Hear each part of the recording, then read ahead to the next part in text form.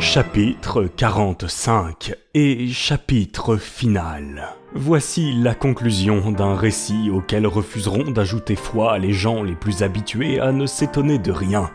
Mais je suis cuirassé d'avance contre l'incrédulité humaine. Nous fûmes reçus par les pêcheurs stromboliotes avec les égards dus à des naufragés. Ils nous donnèrent des vêtements et des vivres. Après 48 heures d'attente, le 31 août, un petit spéronard nous conduisit à Messine où quelques jours de repos nous remirent de toutes nos fatigues. Le vendredi 4 septembre, nous nous embarquions à bord du Volturne, l'un des paquebots-postes des messageries impériales de France, et 3 jours plus tard, nous prenions terre à Marseille, n'ayant plus qu'une seule préoccupation dans l'esprit, celle de notre maudite boussole. Ce fait inexplicable ne laissait de me tracasser très sérieusement. Le 9 septembre au soir, nous arrivions à Hambourg. Quelle fut la stupéfaction de Marthe, quelle fut la joie de Graüben, je renonce à le décrire. « Maintenant que tu es un héros, me dit ma chère fiancée, tu n'auras plus besoin de me quitter, Axel. » Je la regardais, elle pleurait en souriant. Je laisse à penser si le retour du professeur Lidenbrock fit sensation à Hambourg. Grâce aux indiscrétions de Marthe, la nouvelle de son départ pour le centre de la Terre s'était répandue dans le monde entier. On ne voulut pas y croire, et en le revoyant, on n'y crut pas davantage. Cependant, la présence de Hans et diverses informations venues d'Islande modifièrent peu à peu l'opinion publique. Alors, mon oncle devint un grand homme, et moi, le neveu d'un grand homme, ce qui est déjà quelque chose. Hambourg donna une fête en notre honneur, une séance publique eut lieu au Johannium, où le professeur fit le récit de son expédition et n'omit que les faits relatifs à la boussole. Le jour même, il déposa aux archives de la ville le document de Saknussemm et il exprima son vif regret de ce que les circonstances, plus fortes que sa volonté, ne lui eussent pas permis de suivre jusqu'au centre de la Terre les traces du voyageur islandais. Il fut modeste dans sa gloire et sa réputation s'en accrut. Tant d'honneur devait nécessairement lui susciter des envieux. Il en eut, et comme ses théories, appuyées sur des faits certains, contredisaient les systèmes de la science sur la question du feu central, il soutint par la plume et par la parole de remarquables discussions avec les savants de tout pays. Pour mon compte, je ne puis admettre sa théorie du refroidissement en dépit de ce que j'ai vu. Je crois et je croirai toujours à la chaleur centrale.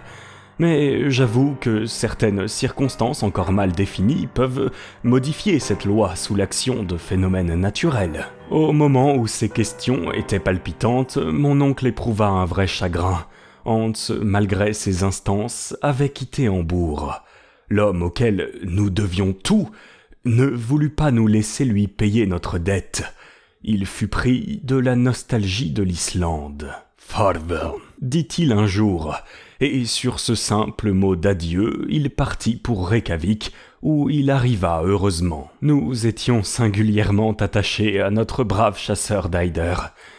Son absence ne le fera jamais oublier de ceux auxquels il a sauvé la vie, et certainement je ne mourrai pas sans l'avoir revu une dernière fois. Pour conclure, je dois ajouter que ce voyage au centre de la Terre fit une énorme sensation dans le monde. Il fut imprimé et traduit dans toutes les langues. Les journaux les plus accrédités s'en arrachèrent les principaux épisodes qui furent commentés, discutés, attaqués, soutenus avec une égale conviction dans le camp des croyants et des incrédules. Chose rare, mon oncle jouissait de son vivant de toute la gloire qu'il avait acquise, et il n'y eut pas jusqu'à M. Barnum qui ne lui proposa de l'exhiber à un très haut prix dans les États de l'Union. Mais un ennui, disons même un tourment, se glissait au milieu de cette gloire. Un fait demeurait inexplicable, celui de la boussole. Or, pour un savant, pareil phénomène inexpliqué devient un supplice de l'intelligence. Eh bien, le ciel réservait à mon oncle d'être complètement heureux. Un jour, en rangeant une collection de minéraux dans son cabinet, j'aperçus cette fameuse boussole et je me mis à l'observer. Depuis 6 mois, elle était là, dans son coin, sans se douter des tracas qu'elle causait. Tout à coup, quelle fut ma stupéfaction! Je poussai un cri.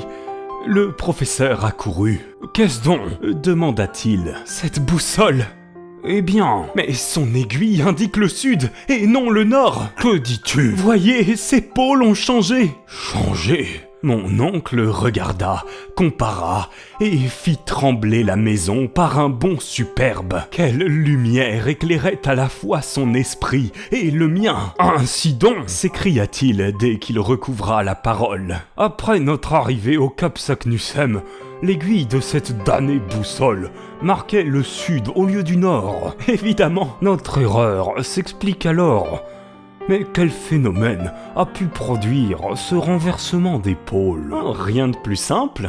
Explique-toi, mon garçon. Pendant l'orage sur la mer Lidenbrock, cette boule de feu qui aimantait le fer du radeau avait tout simplement désorienté notre boussole. « Ha !» s'écria le professeur en éclatant de rire. « C'était donc un tour de l'électricité !» À partir de ce jour, mon oncle fut le plus heureux des savants et moi le plus heureux des hommes, car ma jolie Virlandaise, abdiquant sa position de pupille, prit rang dans la maison de Königstrasse en la double qualité de nièce et d'épouse. Inutile d'ajouter que son oncle fut l'illustre professeur Otto Lidenbrock, membre correspondant de toutes les sociétés scientifiques, géographiques et minéralogiques des 5 parties du monde.